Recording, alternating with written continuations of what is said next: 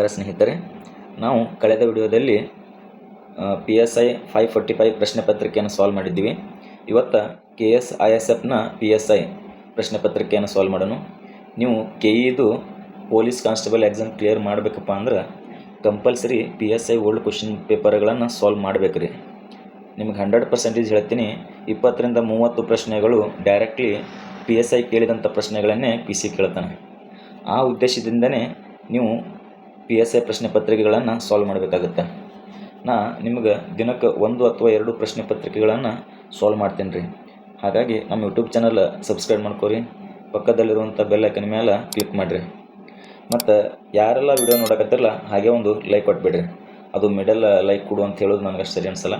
ಹಾಗಾಗಿ ಸ್ಟಾರ್ಟಿಂಗೆ ಒಂದು ಲೈಕ್ ಕೊಟ್ಬಿಡ್ರಿ. ಬರ್ರಿ ಇವತ್ತಿನ ಪ್ರಶ್ನೆ ಪತ್ರಿಕೆಯನ್ನು ಸಾಲ್ವ್ ಮಾಡೋಣ. ಕ್ವಶನ್ ನಂಬರ್ 1, INSACOG ಒಂದು SARS CoV-2 ಜಿನೋಮಿಕ್ಸ್ ಕನ್ಸೋರ್ಟಿಯಂ ಯಾವ ದೇಶದ್ದು? ಪ್ರಶ್ನೆ ಏನು ಕೇಳಿದ್ದಾರಪ್ಪ ಅಂದ್ರೆ SARS CoV-2 ಇದು ಯಾವ ದೇಶದ್ದು ಅಂತೇಳಿ ಪ್ರಶ್ನೆಯನ್ನು ಕೇಳಲಾಗೈತೆ ರೀ. ಈ ಪ್ರಶ್ನೆಗೆ ಸರಿಯಾದ ಮೊದಲು ಆಪ್ಷನ್ಸ್ಗಳು ನೋಡೋಣ. Option A China, option B Bharat, option C USA, option D Israel. ಮೊದಲನೇ ಕ್ವಶನ್ಗೆ ಸರಿಯಾದ ಉತ್ತರ ಯಾವುದಪ್ಪ ಅಂದ್ರೆ ಇದು ಭಾರತದ ನೋಡ್ರಿ. ಆಪ್ಷನ್ B ಸರಿಯಾದ ಉತ್ತರ.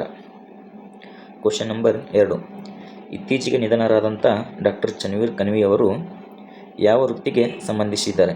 ಭಾಳ ಸಿಂಪಲ್ ಐತೆ ಕ್ವಶನ್. ಆಪ್ಷನ್ A ಸಂಗೀತಗಾರ, ಆಪ್ಷನ್ B ಬರಹಗಾರ, ಆಪ್ಷನ್ C ಕ್ರೀಡಾಪಟು, ಆಪ್ಷನ್ D ರಾಜಕಾರಣಿ. ಈ ಕ್ವಶನ್ಗೆ ಸರಿಯಾದ ಉತ್ತರವನ್ನು ನೋಡೋದಾದ್ರೆ ಬರಹಗಾರ ರೀ, ಚನ್ವೀರ್ ಕನ್ವಿ, ಯಾರಿಗೂ ಗೊತ್ತಿಲ್ಲ. ಕ್ವಶನ್ ನಂಬರ್ 3, ಬೀಜಿಂಗ್ ಚಳಿಗಾಲದ ಒಲಿಂಪಿಕ್ಸ್ 2022. ನಿಮ್ಗೆ ಇನ್ನೊಂದು ಹೇಳ್ತೇನೆ ರೀ, ಇವೆಲ್ಲ ಹಳೆಯ ಪ್ರಶ್ನೆ ಪತ್ರಿಕೆಗಳಾಗಿದ್ದರಿಂದ ನಾ ಕರೆಂಟ್ ಅಫೇರ್ಸ್ ಏನಾದ್ರು ಕ್ವಶನ್ಸ್ಗಳು ಬಂದ್ರೆ ಅಂಥ ಕ್ವಶನ್ಸ್ಗಳೆಲ್ಲ ಸ್ಕಿಪ್ ಮಾಡ್ತೀನಿ. ಯಾಕಂದ್ರೆ ಆ ಕ್ವಶನ್ಗಳು ಇವಾಗ ಯೂಸೇ ಬರೋದಿಲ್ಲ ರೀ. ನೀವು ಹಳೆಯ ಪ್ರಶ್ನೆ ಪತ್ರಿಕೆಗಳಲ್ಲಿ ಏನು ಫೋಕಸ್ ಮಾಡಬೇಕಪ್ಪ ಅಂದ್ರೆ ಸಬ್ಜೆಕ್ಟ್ ವೈಸ್ ಓರಿಯೆಂಟೆಡ್ ಏನು ಕ್ವಶನ್ಸ್ ಬಂದಿರ್ತಾವಲ್ಲ, ಹಿಸ್ಟ್ರಿ ಆಗಿರ್ಬೋದು, ಹಿಸ್ಟ್ರಿ, ಪೊಲಿಟಿ, ಜಿಯೋಗ್ರಫಿ, ಸೈನ್ಸ್, ಇಂಥ ಸಬ್ಜೆಕ್ಟ್ ಮೇಲೆ ಏನು ಪ್ರಶ್ನೆಗಳು ಬಂದಿರ್ತಾವಲ್ಲ ಇಂಥವಕ್ಕೆ ನೀವು ಕಾನ್ಸಂಟ್ರೇಟ್ ಮಾಡಬೇಕಾಗುತ್ತೆ ರೀ. ಹಾಗಾಗಿ ಕರೆಂಟ್ ಅಫೇರ್ಸ್ ಕ್ವಶನ್ಗಳು ಏನದಾವಲ್ಲ ಅವು ಕ್ವಶನ್ಗಳನ್ನು ಸ್ಕಿಪ್ ಮಾಡ್ತೀನಿ. ಮತ್ತು ಮೆಂಟಲ್ ಅಬಿಲಿಟಿ ಏನೈತಿಲ್ಲ, ನಾಳೆಯಿಂದ ಎವ್ರಿ ಟಾಪಿಕ್ ಮೇಲೆ ಕೆಲವೊಂದು ಪ್ರಶ್ನೆಗಳನ್ನು ಸಾಲ್ವ್ ಮಾಡ್ತೀನಿ ರೀ. ಹಾಗಾಗಿ ಈ ಪ್ರಶ್ನೆ ಪತ್ರಿಕೆಯಲ್ಲಿ ಮೆಂಟಲ್ ಅಬಿಲಿಟಿಗಳು ಬಂದರೂ ಕೂಡ ಸ್ಕಿಪ್ ಮಾಡ್ತೀನಿ. ಯಾಕಪ್ಪ ಅಂದ್ರೆ ದಿನಕ್ಕೊಂದು ಕಾನ್ಸೆಪ್ಟ್ ತೊಗೊಂಡಿಕ್ಕಿರೆ ಅಲ್ಲಿ ಕೂಡ ಮೆಂಟಲ್ ಅಬಿಲಿಟಿ ಕ್ಲಾಸ್ಗಳು ನಿಮ್ಗೆ ಅವೈಲೇಬಲ್ ಅದಾವೆ. ಹಾಗಾಗಿ ಕ್ವಶನ್ ನಂಬರ್ 4, ಭಾರತದ ಪುರಾತತ್ವ ಸಮೀಕ್ಷೆಯು ಯಾವ ಸಚಿವಾಲಯದ ಅಧೀನದಲ್ಲಿ ಕಾರ್ಯನಿರ್ವಹಿಸುತ್ತಿರುವ ಸಂಸ್ಥೆಯಾಗಿದೆ? ಪ್ರಶ್ನೆ ಏನು ಕೇಳಿದ್ದಾರಪ್ಪ ಅಂದ್ರೆ ಭಾರತದ ಪುರಾತತ್ವ ಸಮೀಕ್ಷೆಯು ಯಾವ ಸಚಿವಾಲಯದ ಅಧೀನದಲ್ಲಿ ಕಾರ್ಯನಿರ್ವಹಿಸುತ್ತಿರುವ ಸಂಸ್ಥೆಯಾಗಿದೆ ಅಂತೇಳಿ ಪ್ರಶ್ನೆ ಕೇಳಲಾಗಿದೆ. ಆಪ್ಷನ್ A ವಸತಿ ಮತ್ತು ನಗರ ವ್ಯವಹಾರಗಳ ಸಚಿವಾಲಯ, ಆಪ್ಷನ್ B ಸಂಸ್ಕೃತಿ ಸಚಿವಾಲಯ, ಆಪ್ಷನ್ C ಪ್ರವಾಸೋದ್ಯಮ ಸಚಿವಾಲಯ, ಆಪ್ಷನ್ D ಬುಡಕಟ್ಟು ವ್ಯವಹಾರಗಳ ಸಚಿವಾಲಯ. ಈ ಕ್ವಶನ್ಗೆ ನಾವು ಸರಿಯಾದ ಉತ್ತರವನ್ನು ನೋಡೋದಾದ್ರೆ ಆಪ್ಷನ್ B ನೋಡ್ರಿ, ಸಂಸ್ಕೃತಿ ಸಚಿವಾಲಯದ ಅಡಿಯಲ್ಲಿ ಭಾರತದ ಪುರಾತತ್ವ ಸಮೀಕ್ಷೆ ಕೆಲಸ ಮಾಡ್ತದೆ ಅಂತಲೇ ಹೇಳ್ಬೋದು. ಕ್ವಶನ್ ನಂಬರ್ 5, USD 10 ಬಿಲಿಯನ್ ಶತಕೋಟಿಗಿಂತ ಹೆಚ್ಚಿನ ಮೌಲ್ಯದ ವ್ಯಾಪಾರಕ್ಕೆ ಏನು ಹೆಸರಿಡಲಾಗಿದೆ? ಎಕನಾಮಿಕ್ಸ್ ಐತ್ರಿ. Option A unicorn, option B decacorn, option C Decathlon, option D decagon. ಈ ಕ್ವಶನಿಗೆ ನಾವು ಸರಿಯಾದ ಉತ್ತರ ನೋಡೋದಾದ್ರೆ ಆಪ್ಷನ್ B ರೀ, ಡೆಕಾಕಾರ್ನ್ ಅಂತ ಹೆಸರಿಡಲಾಗಿತ್ತು ನೋಡ್ರಿ. ಏನು 10 ಬಿಲಿಯನ್ US ಡಾಲರ್ಗಿಂತ ಹೆಚ್ಚಿನ ಮೌಲ್ಯದ ವ್ಯಾಪಾರಕ್ಕೆ ನಾವು ಡೆಕಾಕಾರ್ನ್ ಅಂತೇಳಿ ಕರೆಯಲಾಗ್ತೈತಿ. ಕ್ವಶನ್ ನಂಬರ್ 6, ರೈಲ್ವೆ ಸಚಿವಾಲಯದ ನಿಲ್ದಾಣಗಳ ಪುನರಾಭಿವೃದ್ಧಿ ಅಭಿಯಾನದ ಅಡಿಯಲ್ಲಿ ಘೋಷಿಸಲಾದ ಹೊಸ ಯೋಜನೆ ಹೆಸರೇನು? Option A Atmanirbhar Bharat station scheme, option B Amrit Bharat station scheme, option C Bharat rail station scheme, option D Atal station scheme. ಈ ಕ್ವಶನ್ಗೆ ಸರಿಯಾದ ಉತ್ತರ ನೋಡೋದಾದ್ರೆ ಆಪ್ಷನ್ B ನೋಡ್ರಿ, ಅಮೃತ್ ಭಾರತ್ ಸ್ಟೇಷನ್ ಸ್ಕೀಮ್ ಅಂತೇಳಿ ಹೆಸರಿಡಲಾಗಿದೆ. ಕ್ವಶನ್ ನಂಬರ್ 7, ಸುದ್ದಿಯಲ್ಲಿದ್ದ RHTL3 ಯಾವ ಬೆಳೆಯ ಅರ್ಕೆ ಕುಬ್ಜ ಜೀನ್ ಆನುವಂಶಿಕ ಧಾತು? ಇದು ಕರೆಂಟ್ ಅಫೇರ್ಸ್ ಕ್ವಶನ್ ಐತಿ, ಬಟ್ ಇದು ನೆನಪಿಟ್ಕೋರಿ. RHTL3 ಅಂತೇಳಿ ಇದು ಯಾವ ಬೆಳೆಯ ಆನುವಂಶಿಕ ಧಾತು ಅಂತೇಳಿ ಪ್ರಶ್ನೆಯನ್ನು ಕೇಳಲಾಗೈತಿ. ಈ ಕ್ವಶನಿಗೆ ಸರಿಯಾದ ಉತ್ತರ ಏನಪ್ಪ ಅಂದ್ರೆ ಆಪ್ಷನ್ ಬಿ ನೋಡ್ರಿ, ಗೋಧಿಗೆ ಸಂಬಂಧಪಟ್ಟೈತಿ. ಇದು RHTL3 ಏನೈತಲ್ಲ ಇದು ಗೋಧಿ ಬೆಳೆಗೆ ಸಂಬಂಧಪಟ್ಟೈತಿ. ಕ್ವಶನ್ ನಂಬರ್ 8, ಫಿಫಾ ವಿಶ್ವಕಪ್ 2022 ಇದು ಕರೆಂಟ್ ಅಫೇರ್ಸ್ ಕ್ವಶನ್ ಐತ್ರಿ, ಹಾಗಾಗಿ ಸ್ಕಿಪ್ ಮಾಡ್ತೀನಿ. ಕ್ವಶನ್ ನಂಬರ್ 9, ಕೆಳಗಿನವುಗಳಲ್ಲಿ ಯಾವುದು ಮಿಲ್ಲೆಟ್ ಸಿರಿಧಾನ್ಯ, ಯಾವುದು ಮಿಲ್ಲೆಟ್ ಅಂತೇಳಿ ಪ್ರಶ್ನೆ ಕೇಳಲಾಗೈತಿ. ಆಪ್ಷನ್ ಎ ಜೋಳ, ಆಪ್ಷನ್ ಬಿ ಮುಸುಕಿನ ಜೋಳ, ಆಪ್ಷನ್ ಸಿ ರಾಗಿ, ಆಪ್ಷನ್ ಡಿ ಬಜ್ರಾ. ಇವು 4ರಲ್ಲಿ ಯಾವುದು ಮಿಲೆಟ್ ಅಂದ್ರೆ ಸಿರಿಧಾನ್ಯ ಅಂತೇಳಿ ಪ್ರಶ್ನೆ ಕೇಳಲಾಗೈತಿ. ಕೊಟ್ಟಿರುವ ಸಂಕೇತಗಳಿಂದ ಸರಿಯಾದ ಉತ್ತರವನ್ನು ಆರಿಸಿರಿ ಅಂತೇಳಿ. ಇವು 4ರಾಗ 3 ಅಥವಾ 4 ಸಿರಿಧಾನ್ಯಗಳು ಅವು ಯಾವ್ಯಾವ ಅಂತೇಳಿ ಪ್ರಶ್ನೆ ಕೇಳಲಾಗೈತಿ. ಈ ಕ್ವಶನ್ಗೆ ನಾವು ಸರಿಯಾದ ಉತ್ತರವನ್ನು ನೋಡೋದಾದ್ರೆ ಅದು ಆಪ್ಷನ್ ಬಿ ರೀ, 1, 3, 4 ಸರಿ. 1, 3, 4 ಇವು 3 ಏನದವಲ್ಲ ಮಿಲ್ಲೆಟ್ ಅಂದ್ರೆ ಸಿರಿಧಾನ್ಯ ರೀ, ಮುಸುಕಿನ ಜೋಳ ಅಲ್ಲ. ಓಕೆ. ಕ್ವಶನ್ ನಂಬರ್ 10, UIDAI ಯಾವ ಕೇಂದ್ರ ಸಚಿವಾಲಯದ ಅಡಿಯಲ್ಲಿ ಸ್ಥಾಪಿಸಲಾದ ಶಾಸನಬದ್ಧ ಪ್ರಾಧಿಕಾರವಾಗಿದೆ? ಪ್ರಶ್ನೆ ಏನಾಯ್ತಪ್ಪ ಅಂದ್ರೆ UIDAI ಯಾವ ಕೇಂದ್ರ ಸಚಿವಾಲಯದ ಅಡಿಯಲ್ಲಿ ಸ್ಥಾಪಿಸಲಾದ ಶಾಸನಬದ್ಧ ಪ್ರಾಧಿಕಾರವಾಗಿದೆ? ಈ ಕ್ವಶನ್ಗೆ ಸರಿಯಾದ ಉತ್ತರವನ್ನು ನೋಡೋದಾದ್ರೆ ಇದು ಆಪ್ಷನ್ ಎ ಸರಿಯಾದ ಉತ್ತರ ನೋಡ್ರಿ, ministry of electronics and information technology ಅಡಿಯಲ್ಲಿ UIDAI ಅನ್ನು ಸ್ಥಾಪಿಸಲಾಗಿತ್ತು.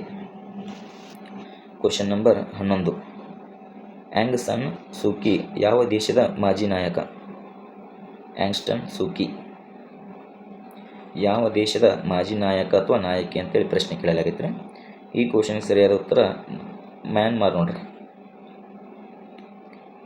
ಕ್ವಶನ್ ನಂಬರ್ 12, ಸುದ್ದಿಯಲ್ಲಿರುವ G2 ಗುಂಪುಗಾರಿಕೆಯು ಯಾವ ದೇಶಗಳ ನಡುವೆ ಇದೆ?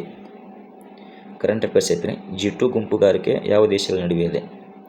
ಈ ಕ್ವಶನ್ಗೆ ಸರಿಯಾದ ಉತ್ತರ ನೋಡಿದ್ರೆ ಅದು ಆಪ್ಷನ್ ಬಿ ನೋಡ್ರಿ, ಚೈನಾ ಮತ್ತು US ನಡುವೆ ಐತಿ. G2 ಗುಂಪುಗಾರಿಕೆ ಇರುವುದು ಚೈನಾ ಮತ್ತು US ನಡುವೆ. ಕ್ವಶನ್ ನಂಬರ್ 13, ಇತ್ತೀಚೆಗೆ ಸುದ್ದಿಯಲ್ಲಿದ್ದಂಥ ಬೈಂಡ್ ಯೋಜನೆ ಎದಕ್ಕೆ ಸಂಬಂಧಪಟ್ಟೈತಿ? ಬೈಂಡ್ ಯೋಜನೆ ಎದಕ್ಕೆ ಸಂಬಂಧಪಟ್ಟೈತಿ? ಬೈಂಡ್ ಯೋಜನೆ ಎದಕ್ಕೆ ಸಂಬಂಧಪಟ್ಟೈತಪ್ಪ ಅಂದ್ರೆ ಪ್ರಸಾರ ಮೂಲ ಸೌಕರ್ಯಕ್ಕೆ ಸಂಬಂಧಪಟ್ಟೈತೆ ನೋಡ್ರಿ, ಆಪ್ಷನ್ ಎ ಸರಿಯಾದ ಉತ್ತರ. ಕ್ವಶನ್ ನಂಬರ್ 14, ಭಾರತ ಚೀನಾ ಗಡಿ ವಿವಾದದ ಬಗ್ಗೆ ಈ ಕೆಳಗಿನ ಹೇಳಿಕೆಗಳನ್ನು ಗಮನಿಸಿ ಅಂತೇಳಿ ಪ್ರಶ್ನೆ ಕೇಳಲಾಗೈತ್ರಿ.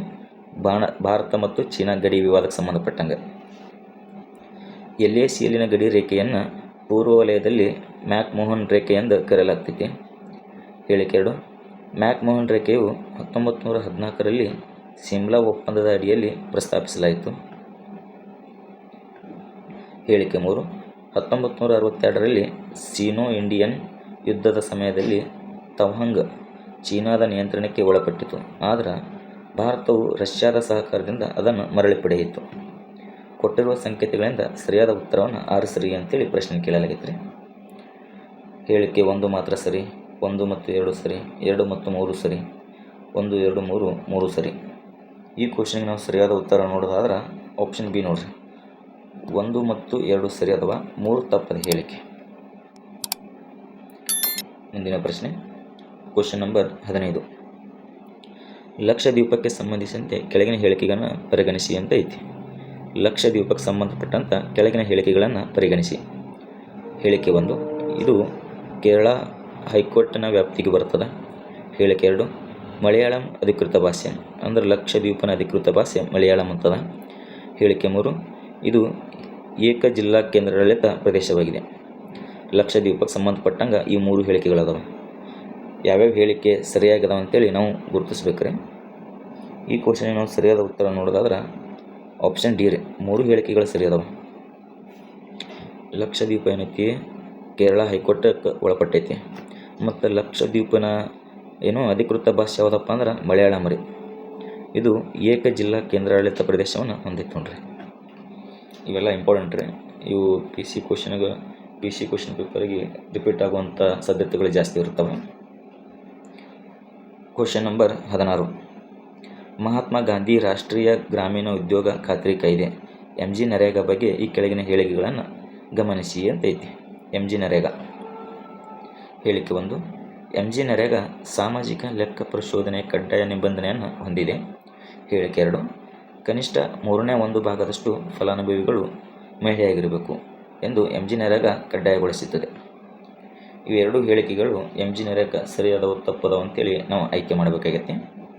16ನೇ ಕ್ವಶನ್ಗೆ ಸರಿಯಾದ ಉತ್ತರ ಏನಪ್ಪ ಅಂದ್ರೆ ಆಪ್ಷನ್ ಸಿ ನೋಡ್ರಿ. 1 ಮತ್ತು 2 ಹೇಳಿಕೆಗಳು ಸರಿಯಾದ. ಕ್ವಶನ್ ನಂಬರ್ 17,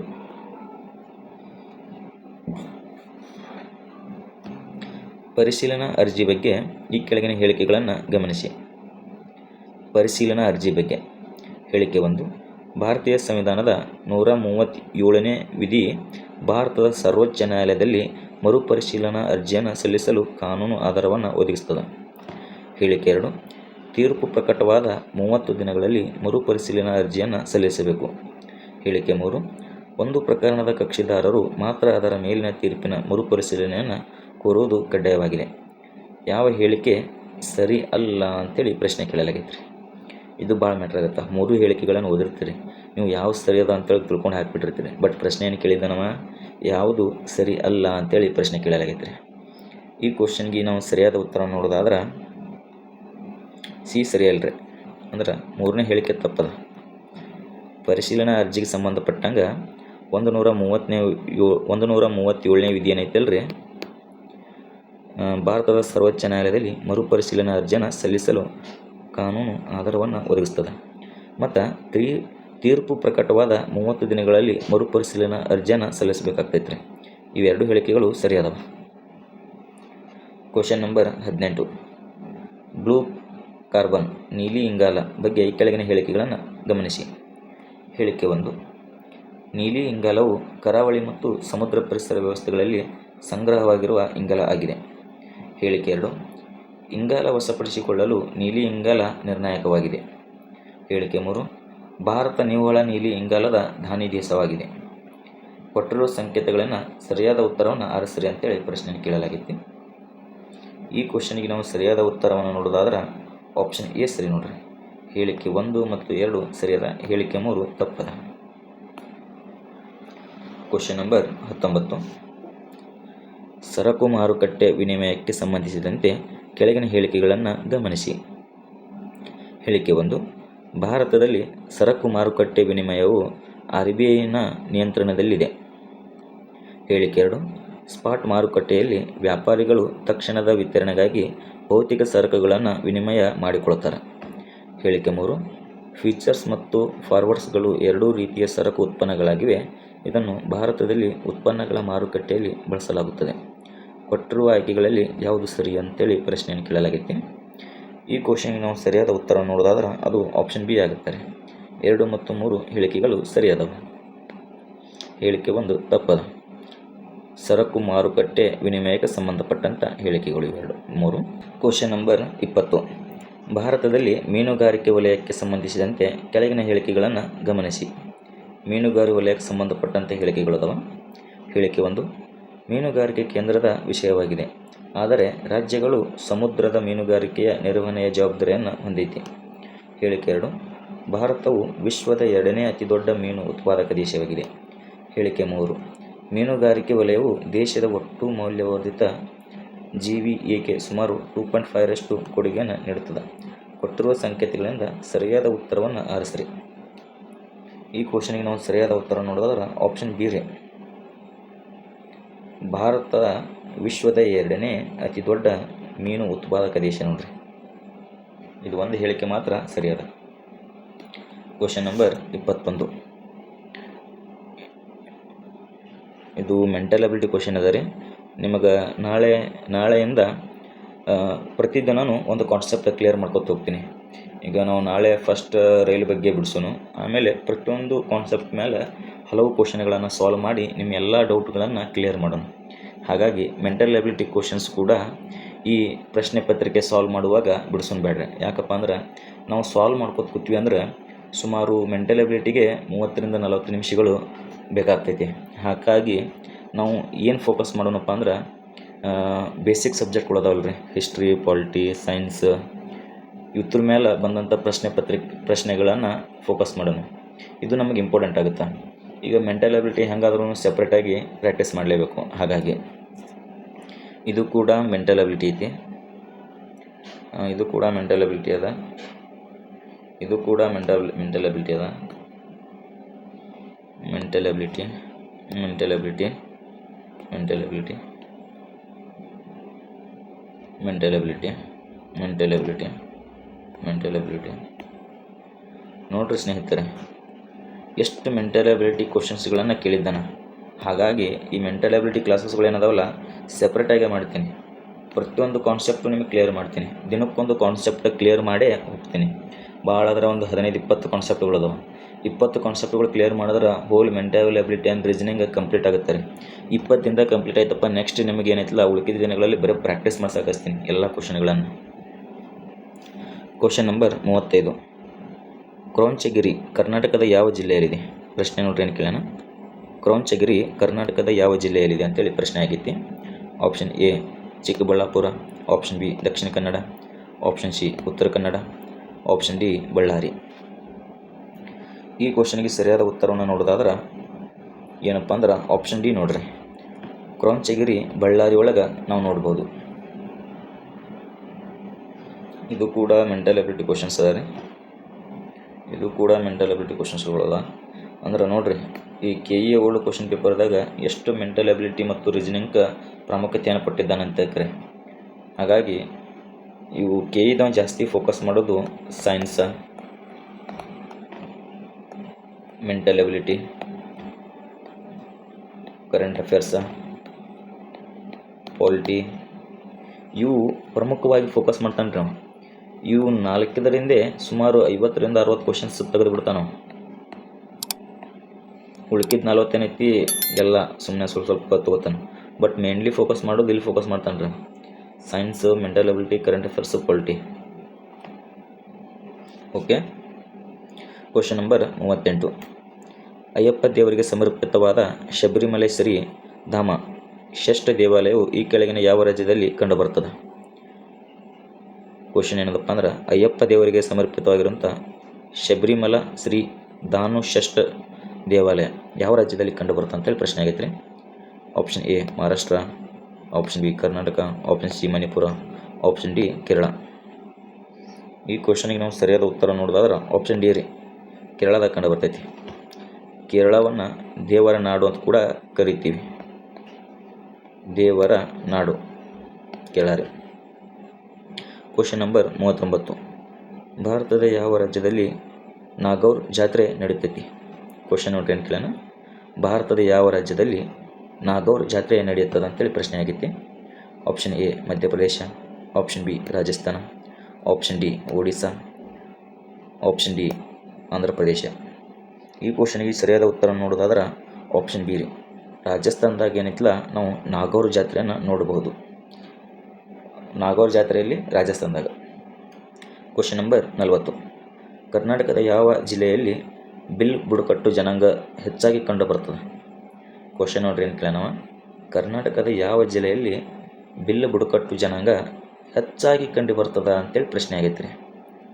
ಯಾವ ಜಿಲ್ಲೆಯೊಳಗೆ ಅತಿ ಹೆಚ್ಚು ಕಂಡು ಬರ್ತಾರಪ್ಪ ಅಂದ್ರೆ ಉತ್ತರ ಕನ್ನಡ ಜಿಲ್ಲೆಯೊಳಗೆ ಅತಿ ಹೆಚ್ಚು ಬಿಲ್ ಬುಡಕಟ್ಟು ಜನಾಂಗದವರು ಕಂಡು ಬರ್ತಾರೆ ನೋಡ್ರಿ. Question number 41. ಕರ್ನಾಟಕದ ಯಾವ ಜಿಲ್ಲೆಯಲ್ಲಿ ಕೋಯಾ ಬುಡಕಟ್ಟು ಹೆಚ್ಚಾಗಿ ಕಂಡು ಬರ್ತದೆ? ನೋಡ್ರಿ ಕ್ವಶನ್ ಏನು ಕೇಳೋಣ. ಕರ್ನಾಟಕದ ಯಾವ ಜಿಲ್ಲೆಯಲ್ಲಿ ಕೋಯಾ ಬುಡಕಟ್ಟು ಜನಾಂಗ ಹೆಚ್ಚಾಗಿ ಕಂಡು ಬರ್ತದೆ?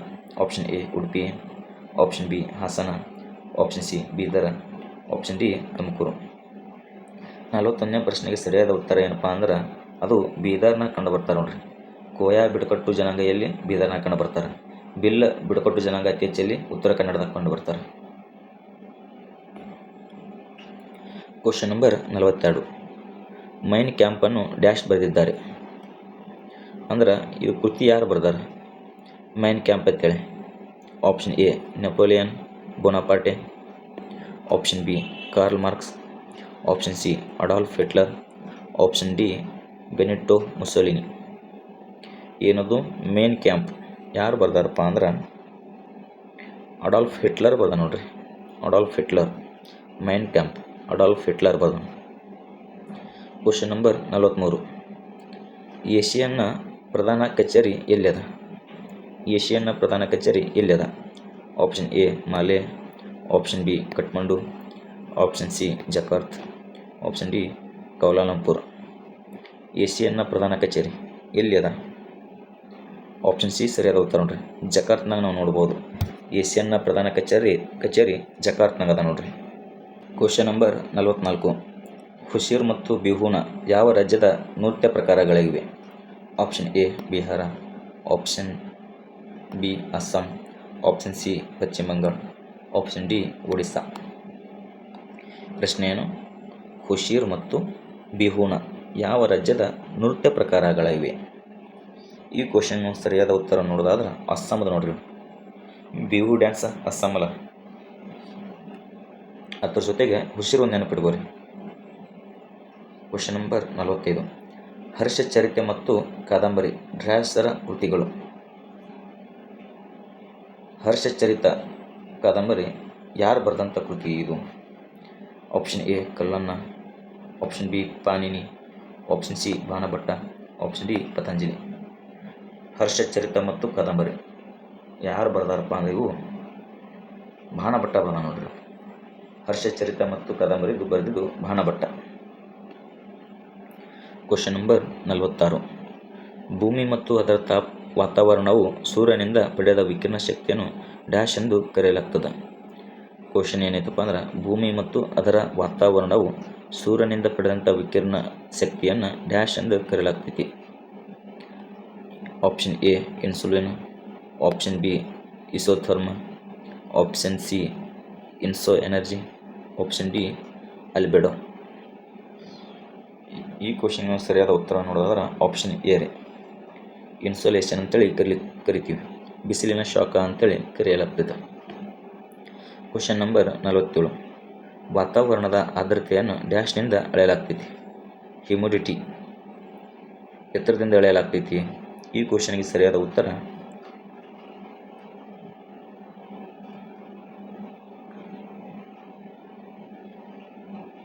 ಹ್ಯುಮಿಡಿಟಿ. ಆಪ್ಷನ್ ಎ ನೋಡ್ರಿ. ಸೈಕ್ರೋಮೀಟರ್ದಿಂದ ಅಳೆಯಲಾಗ್ತೈತಿ. Question number 48. ಸಿಂಗರಣಿ ಕಲ್ಲಿದ್ದಲು ಕ್ಷೇತ್ರಗಳು ಡ್ಯಾಶ್ನಲ್ಲಿವೆ? ಸಿಂಗರಣಿ ಕಲ್ಲಿದ್ದಲು ಕ್ಷೇತ್ರ ಎಲ್ಲಿ ಕಂಡುಬರ್ತದೆ? ನರ್ಮದಾ ನದಿ ಕಣಿವೆ, ಆಪ್ಷನ್ ಬಿ ಕೃಷ್ಣಾ ನದಿ ಕಣಿವೆ, ಆಪ್ಷನ್ ಸಿ ಗೋದಾವರಿ ಕಣಿವೆ, ಆಪ್ಷನ್ ಡಿ ಕಾವೇರಿ ಕಣಿವೆ.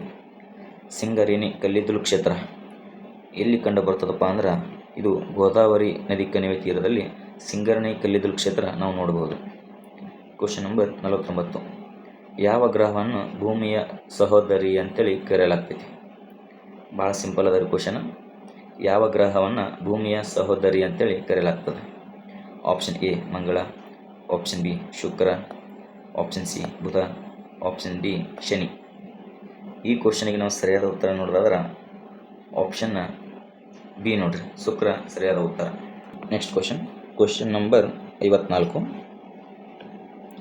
ಮುಂಬೈ ಪುಣೆಗಿಂತ ಹೆಚ್ಚು ಮಳೆಯನ್ನು ಪಡೆಯುತ್ತದೆ, ಏಕೆಂದ್ರೆ ಮುಂಬೈ ಏನೈತಲ್ಲ ಪುಣೆಗಿಂತ ಹೆಚ್ಚು ಮಳೆಯನ್ನು ಪಡೀತದೆ. ಅದಕ್ಕೆ ಕಾರಣ ಏನಂತೇಳಿ ಪ್ರಶ್ನೆ ಕೇಳಲಾಗೈತ್ರಿ.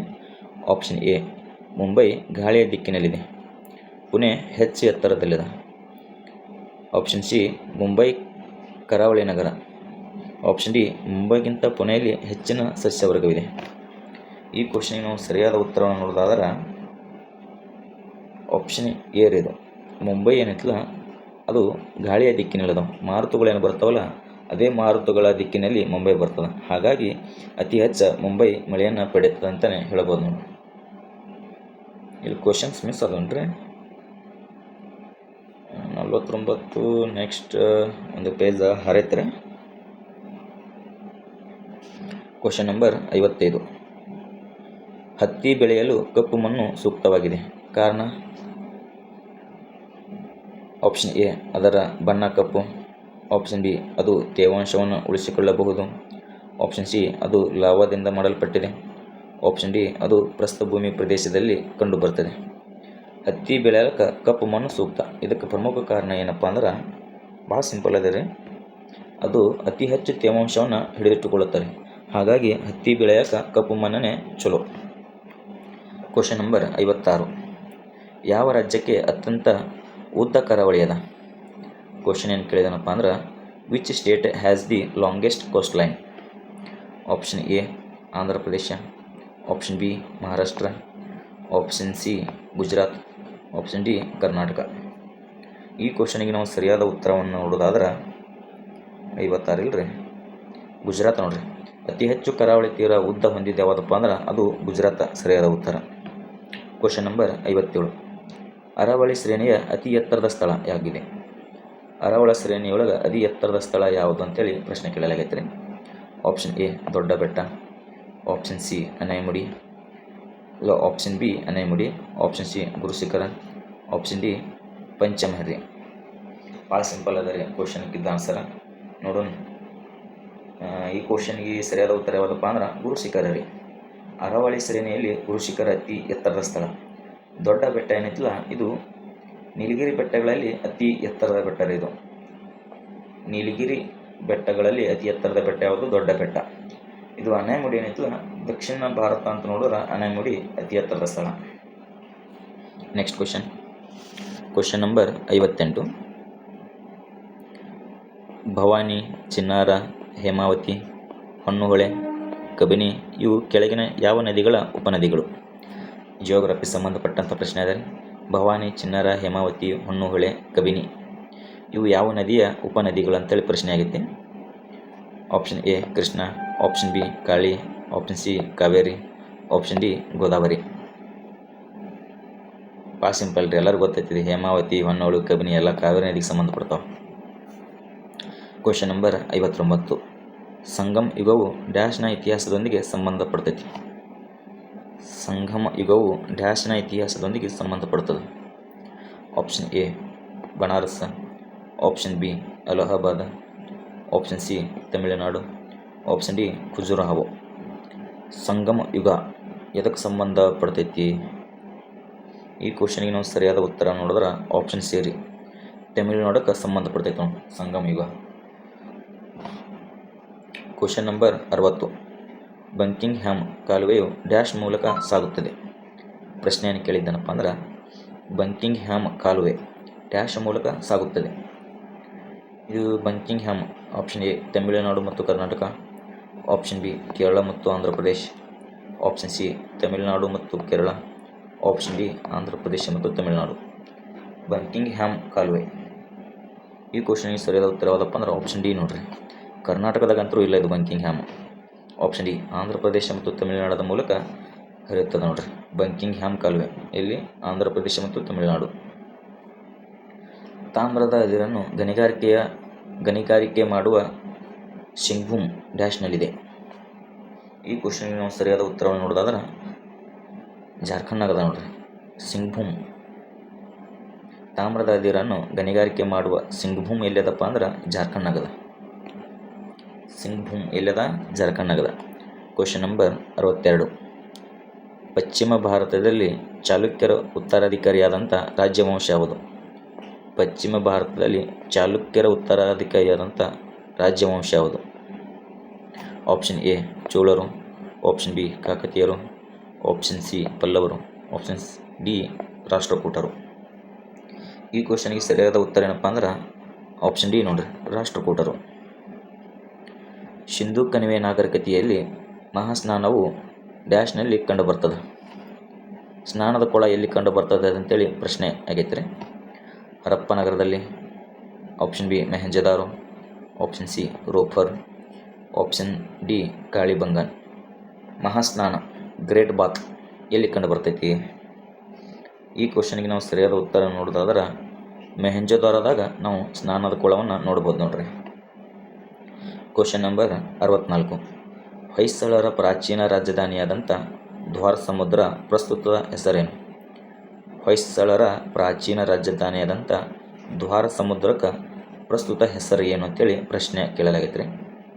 Option A Mathura, option B Halebidu, option C Rourkela, option D Belur. ಈ ಕ್ವಶನಿಗೆ ಸರಿಯಾದ ಉತ್ತರ ಏನಪ್ಪ ಅಂದ್ರೆ ಅದು ಆಪ್ಷನ್ ಬಿ ನೋಡ್ರಿ, ದ್ವಾರ ಸಮುದ್ರಕ್ಕೆ ಪ್ರಸ್ತುತ ಹಳೇಬೀಡು ಅಂತ ಕರೆಯಲಾಗ್ತದೆ. Question number 65. ಕೆಳಗಿನ ಯಾವ ಶಾಸನವು ಚಾಲುಕ್ಯ ರಾಜ ಪುಲಕೇಶಿ ಎರಡನೇಗೆ ಸಂಬಂಧಿಸಿದೆ? ಅಂದ್ರೆ ಯಾವ ಶಾಸನ ಎರಡನೇ ಪುಲಕೇಶಿಗೆ ಅಂದ್ರೆ ಇಮ್ಮಡಿ ಪುಲಕೇಶಿಗೆ ಸಂಬಂಧಪಟ್ಟದ ಅಂತೇಳಿ ಪ್ರಶ್ನೆ ಕೇಳಲಾಗಿತ್ತು ರೀ.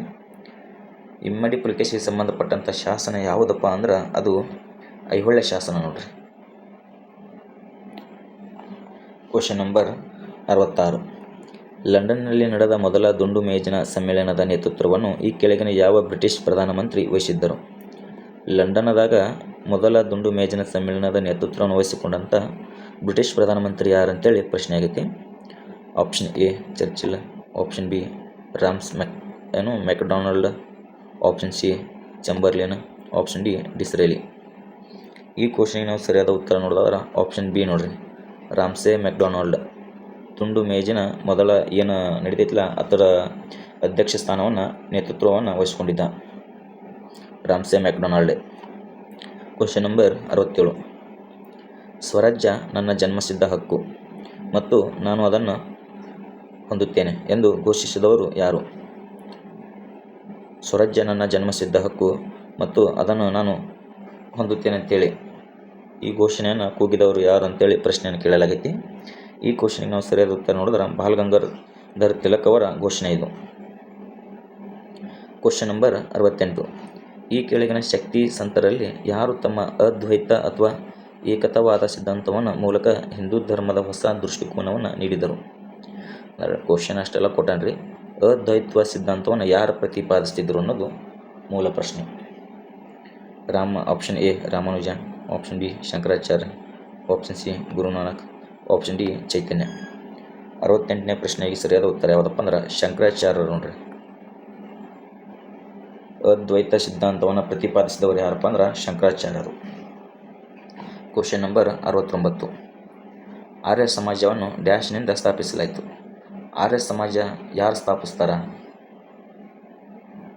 ಸ್ವಾಮಿ ದಯಾನಂದ ಸರಸ್ವತಿಯವರು ಆರ್ಯ ಸಮಾಜವನ್ನು ಸ್ಥಾಪನೆ ಮಾಡ್ತಾರೆ ನೋಡ್ರಿ. ಆರ್ಯ ಸಮಾಜವನ್ನು ಯಾರು ಸ್ಥಾಪಿಸ್ತಾರಪ್ಪ ಅಂದ್ರೆ ಸ್ವಾಮಿ ದಯಾನಂದ ಸರಸ್ವತಿಯವರು. Question number 70. ಘದರ್ ಚಳುವಳಿಯಲ್ಲಿ ಕೆಳಗಿನ ಯಾರು ಪ್ರಮುಖ ಪಾತ್ರ ವಹಿಸಿದ್ದರು? ಘದರ್ ಚಳುವಳಿಯಲ್ಲಿ ಕೆಳಗಿನ ಯಾರು ಪ್ರಮುಖ ಪಾತ್ರ ವಹಿಸಿದ್ರು ಅಂತೇಳಿ ಪ್ರಶ್ನೆ ಕೇಳಲಾಗೈತಿ.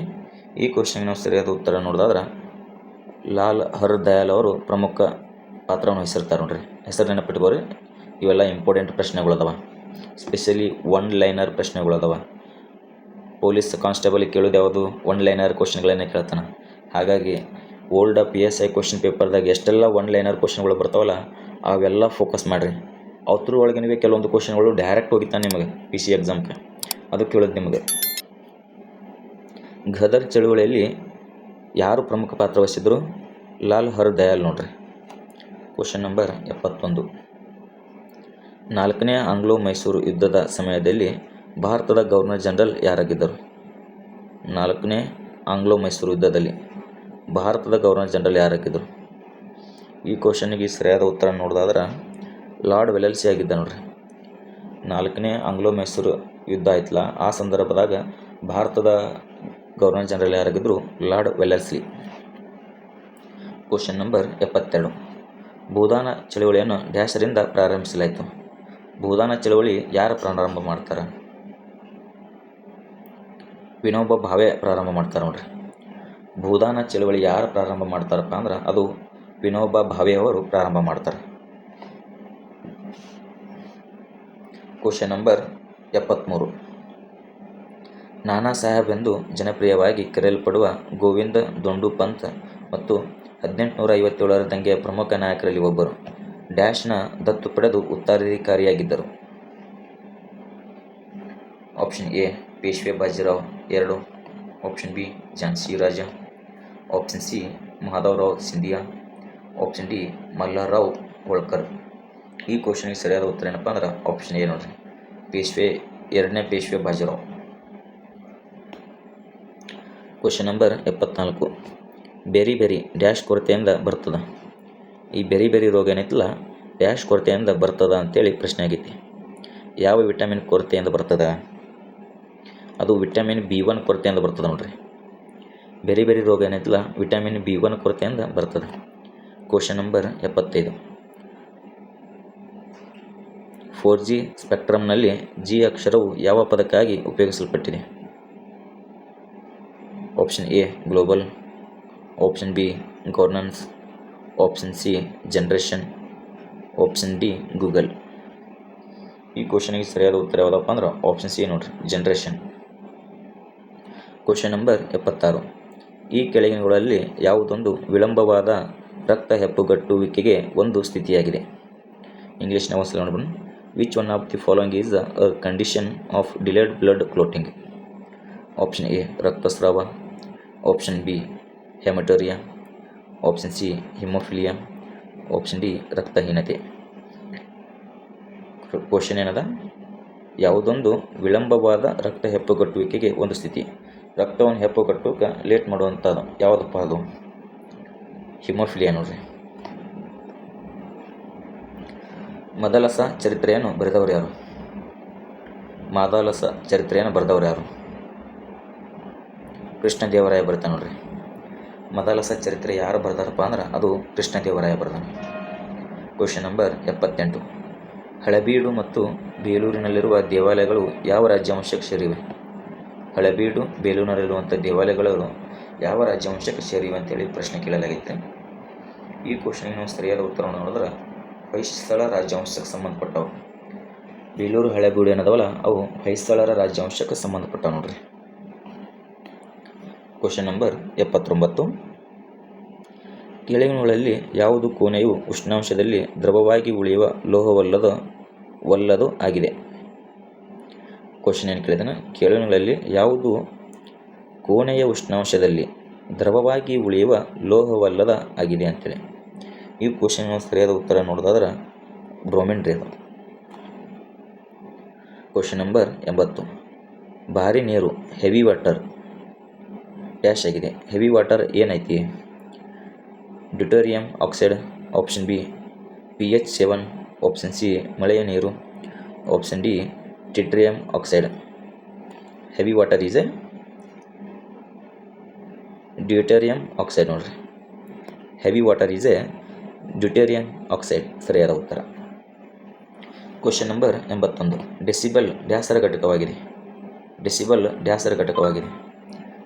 ಆಪ್ಷನ್ ಎ ಬೆಳಕಿನ ವೇಗ, ಆಪ್ಷನ್ ಬಿ ರೇಡಿಯೋ ತರಂಗದ ಆವರ್ತನ, ಆಪ್ಷನ್ ಸಿ ಧ್ವನಿಯ ತೀವ್ರತೆ, ಆಪ್ಷನ್ ಡಿ ಶಾಖದ ತೀವ್ರತೆ. ಡೆಸಿಬಲ್ ಏನ್ರಿ? ಧ್ವನಿ ಇಲ್ಲ ಇದು. ಆಪ್ಷನ್ ಸಿ ಕರೆಕ್ಟ್ ಆದ ಉತ್ತರ. Question number 82. ಸೌರಕೋಶಗಳು ಡ್ಯಾಶ್ ತತ್ವದ ಮೇಲೆ ಕಾರ್ಯನಿರ್ವಹಿಸ್ತದೆ. ಸೋಲಾರ್ ಪ್ಯಾನಲ್ಸ್ ಏನು ಬರ್ತಾವಲ್ರಿ, ಸೋಲಾರ್ ಸೆಲ್ಸ್, ಅದು ಯಾವ ತತ್ವದ ಮೇಲೆ ಕಾರ್ಯನಿರ್ವಹಿಸ್ತದೆ ಅಂತೇಳಿ ಪ್ರಶ್ನೆ ಕೇಳಲಾಗೈತೆ ರೀ. ಈ ಕ್ವಶನ್ಗೆ ನಾವು ಸರಿಯಾದ ಉತ್ತರ ನೋಡಿದ್ರೆ ಅದು ದ್ಯುತಿ ವಿದ್ಯುಜ್ಜನಕ ಪರಿಣಾಮ, ಫೋಟೋ ವೋಲ್ಟೈಕ್ ಎಫೆಕ್ಟ್ ಅಂತೇಳಿ ಕರಿತೀವಿ ಇಂಗ್ಲೀಷ್ನಾಗ ನಾವು. ದ್ಯುತಿ ವಿದ್ಯುಜ್ಜನಕ ಪರಿಣಾಮ, photo voltaic effect. Solar cells ಯಾವ ತತ್ವದ ಮೇಲೆ ವರ್ಕ್ ಆಗುತ್ತಪ್ಪ ಅಂದ್ರೆ photo voltaic effect. Question number 83. ಪ್ರಕೃತಿಯಲ್ಲಿ ಕಂಡುಬರದ ಆದರೆ ಕೃತಕವಾಗಿ ಉತ್ಪಾದಿಸಬಹುದಾದ ಅಂಶವೆಂದರೆ? ಪ್ರಕೃತಿಯಲ್ಲಿ ಕಂಡುಬರಲ್ಲ ಆದ್ರೆ ಆರ್ಟಿಫಿಷಿಯಲಿ ನಾವು ರೆಡಿ ಮಾಡ್ಬೋದು. ಯಾವುದಪ್ಪ ಲೋಹ ಅದು? ಪ್ಲೂಟೋನಿಯಂ ನೋಡ್ರಿ ಸರಿಯಾದ ಉತ್ತರ. ಕೃತಕವಾಗಿ ಕಂಡು ಬರೋದಿಲ್ಲ ಅದು, ಏನೂ ಇಲ್ಲ, ನ್ಯಾಚುರಲಿ ಕಂಡು ಬರೋದಿಲ್ಲ. ನಾವು ಕೃತಕವಾಗಿ ಆರ್ಟಿಫಿಷಿಯಲಿ ಮಾಡ್ಬೋದು, ರೆಡಿ ಮಾಡ್ಬೋದು. Question number 84. ಯಾವ ಸಂದರ್ಭದಲ್ಲಿ ಸರ್ವೋಚ್ಚ ನ್ಯಾಯಾಲಯವು ಮೂಲ ರಚನೆಯ ಸಿದ್ಧಾಂತವನ್ನು ಹಾಕಿತು? ಅಂದರೆ ಯಾವ ಪ್ರಕರಣದಲ್ಲಿ? ಅಂದರೆ ಬೇಸಿಕ್ ಸ್ಟ್ರಕ್ಚರ್ಗೆ ಯಾವುದೇ ಧಕ್ಕೆ ಬರಬಾರ್ದು ಅಂತೇಳಿ ಸುಪ್ರೀಂ ಕೋರ್ಟ್ ಹೇಳ್ತದೆ. ಆಪ್ಷನ್ ಎ ಇಂದಿರಾ ನೆಹರು ಗಾಂಧಿ ಪ್ರಕರಣ, ಆಪ್ಷನ್ ಬಿ ಮಿನರು ಗಿರ್ನಿ ಪ್ರಕರಣ, ಆಪ್ಷನ್ ಸಿ ಕೇಂದ್ರದ ಕಲ್ಲಿದ್ದಲು ಕ್ಷೇತ್ರಗಳ ಲಿಮಿಟೆಡ್ ಪ್ರಕರಣ, ಆಪ್ಷನ್ ಡಿ ಕೇಶವಾನಂದ ಭಾರತಿ ಪ್ರಕರಣ. ಈ ಕ್ವಶನಿಗೆ ನಾವು ಸರಿಯಾದ ಉತ್ತರ ನೋಡೋದಾದ್ರೆ ಆಪ್ಷನ್ ಡಿ ರೀ. ಕೇಶವಾನಂದ ಭಾರತಿ ಪ್ರಕರಣದಾಗ ಸುಪ್ರೀಂ ಕೋರ್ಟ್ ಏನು ಹೇಳ್ತೈತಿ, ಸಂವಿಧಾನದ ಮೂಲ ಏನದು ಬೇಸಿಕ್ ಸ್ಟ್ರಕ್ಚರ್ಗೆ ಯಾವುದೇ ರೀತಿ ತೊಂದರೆ ಆಗಬಾರ್ದು, ಆ ಥರ ನೀವು ತಿದ್ದುಪಡಿ ಮಾಡಿರಬಹುದು ಅಂತೇಳಿ ಸುಪ್ರೀಂ ಕೋರ್ಟ್ ಹೇಳ್ತದೆ ನೋಡ್ರಿ. Question number 85. ಈ ಕೆಳಗಿನ ಯಾವ ಲೇಖನವು ರಾಷ್ಟ್ರಪತಿಗಳ ಅಂದರೆ ಅಧ್ಯಕ್ಷರ ಕ್ಷಮಾದಾನದ ಅಧಿಕಾರದ ಬಗ್ಗೆ ವ್ಯವಹರಿಸ್ತದೆ?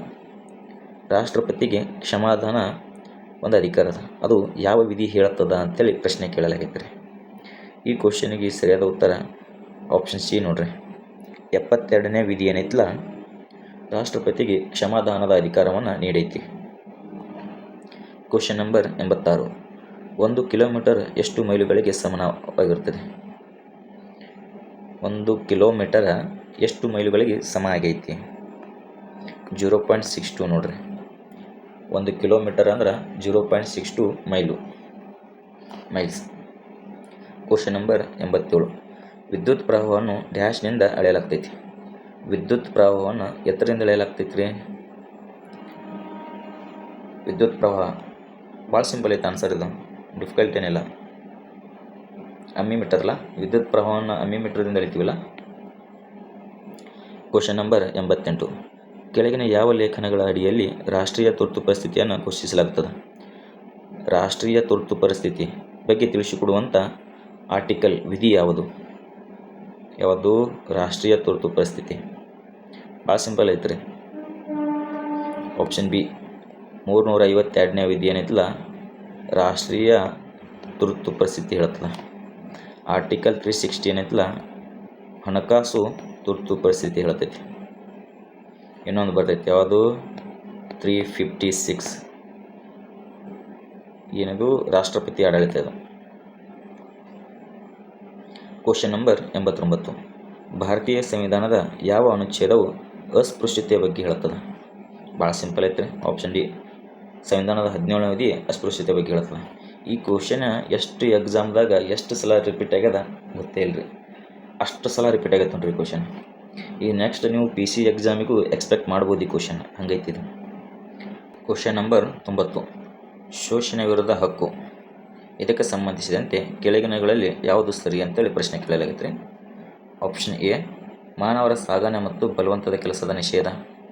ಆಪ್ಷನ್ ಬಿ ಯಾವುದೇ ನಿರ್ದಿಷ್ಟ ಧರ್ಮದ ಪ್ರಚಾರಕ್ಕಾಗಿ ತೆರಿಗೆ ಪಾವತಿಯ ಸ್ವತಂತ್ರ.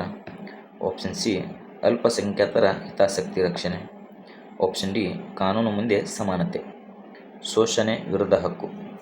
ಈ ಕ್ವಶನಿಗೆ ನಾವು ಸರಿಯಾದ ಉತ್ತರವನ್ನು ನೋಡೋದಾದ್ರೆ ಆಪ್ಷನ್ ಎ ರೀ, ಮಾನವ ಸಾಗಣೆ ಮತ್ತು ಬಲವಂತದ ಕೆಲಸದ ನಿಷೇಧ.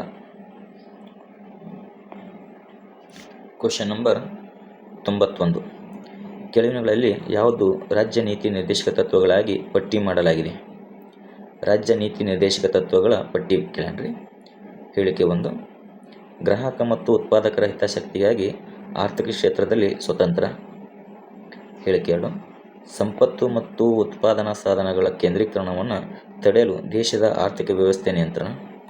ಹೇಳಿಕೆ 3, ಎಲ್ಲ ಕಾರ್ಮಿಕರಿಗೆ ಯೋಗ್ಯ ಜೀವನ ಮಟ್ಟ ಮತ್ತು ವಿರಾಮದ ಸೌಲಭ್ಯಗಳನ್ನು ಖಚಿತಪಡಿಸಿಕೊಳ್ಳುವುದು.